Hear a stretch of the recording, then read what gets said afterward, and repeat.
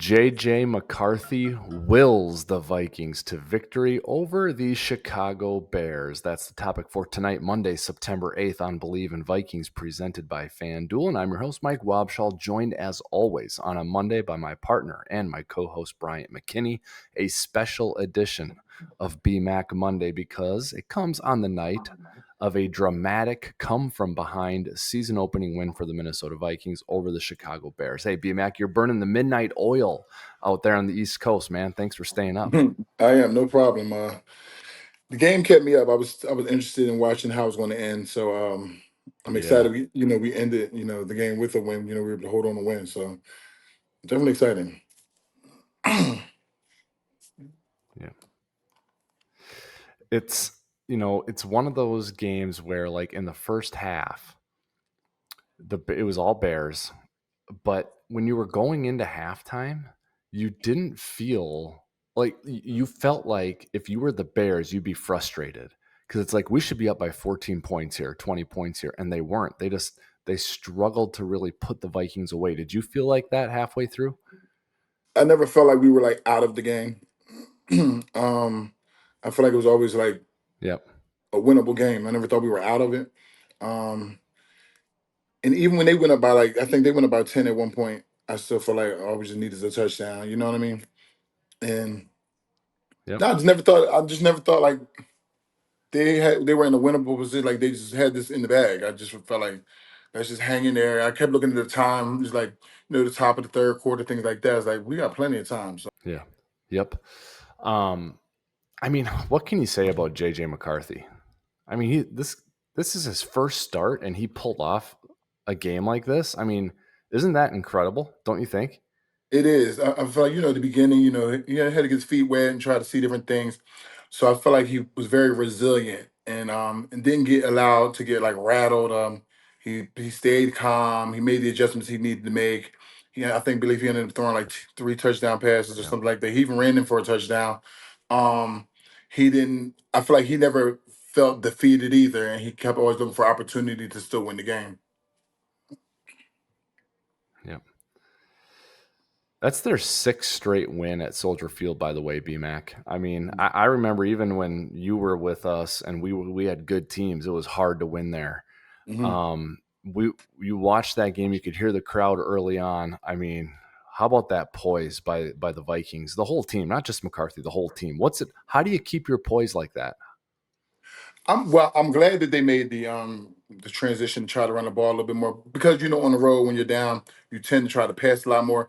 But I feel like it was putting a lot more pressure on the left tackle Yeah. who was in the place of Darisaw because there's like a few pressures there. But when they were able to be more physical, I feel like they started playing a more physical game, especially the second half, and wear down their pass rush and everything.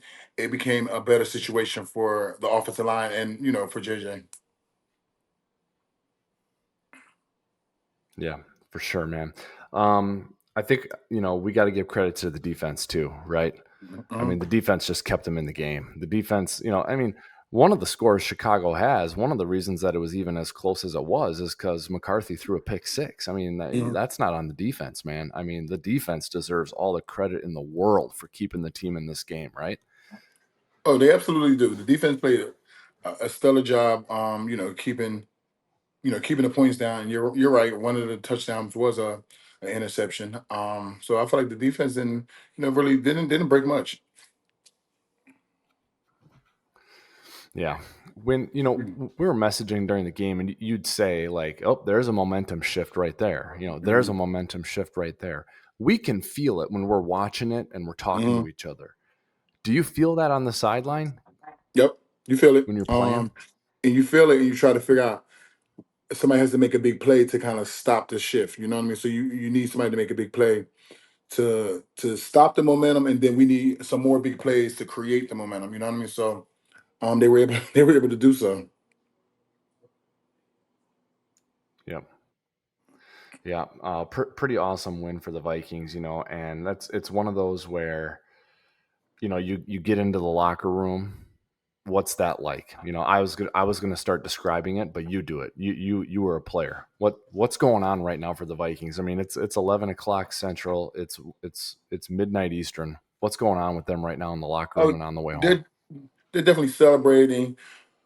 It's a divisional win, so it's worth more points. And just happy to be able to open up the season on the road and win against one of your rivals for the most part. Yep. Yep. And you get to travel back home because on the road like you got to travel back together. So at least the plane ride back home be a little more like lively. But you know they have a short week because you have off tomorrow and then you got to be move on to the next team. So enjoy this win, tonight, and a little bit tomorrow, but then you're back onto the next team by Wednesday. Yeah, for sure. Last question I want to ask you, and then we'll get you out of here. And it's about next week and the short week and the quick turnaround. Before we get to that, though, ZipRecruiter, are you a leader at your company? Are you waiting for the right candidates to apply? Are you tired of sorting through resumes? Good news for you. With ZipRecruiter's new advances, you can easily find and connect with qualified candidates in minutes. See a candidate you're really interested in? You can unlock their contact info instantly. No messing around, no waiting. Use ZipRecruiter and save time hiring. 4 out of 5 employers who post on ZipRecruiter get a quality candidate within the first day. And if you go to ziprecruiter.com/audio right now, you can try it for free. ziprecruiter.com/audio. ZipRecruiter, the smartest way to hire. All right, BMAC, what's up next for the Vikings? They play the Falcons at home on Sunday at noon. They're going to get home from Chicago at what time? And then what are they going to be going through to get ready? I don't think, but luckily, the flight from Chicago to Minnesota is not long, so but they'll get home, pretty late. But they won't have to wake up early tomorrow. They have off tomorrow, and then just by Wednesday, you Mhm. start to mentally prepare for your next scene. Yeah, short week, quick turnaround, but it's a lot easier to do it after a win like that, isn't it? Oh, it definitely is. So basically, all week long, everybody be more like pepped and just feeling good. And, hopefully Christian come back by next week, but everybody be feeling better. Um, it's just exciting. Looking forward to the next the next team. Yep, absolutely. And that's a good point too, man. I should ask you about that. Backup left tackle on the road, week 1, Soldier Field, man. That's a tough assignment, isn't it, for school who had to go through that today? That's tough, man. It was definitely a tough assignment for him. But I like how they game plan. They changed up the game plan and allow like we're gonna have to run the ball and wear them down a little bit. To take some pressure off of him in the past. And I felt like they were able to do that. And then once they were able to do that, then it became like play action, which is different things. So he didn't have to always be like solo, on the pass rush. And he was able to handle those things. So I feel like they made adjustments based off their player. They knew how to make adjustments. Yep. So that's good coaching. That goes to good coaching.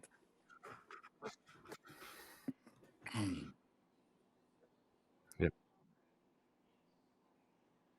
Awesome, man. Yeah, that's good stuff. Good point. It was a great coaching job by the Viking staff.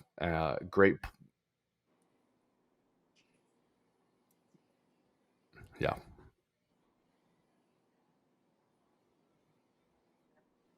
Yep. Absolutely was, man. And this is a coach. This is a big time coach league, man.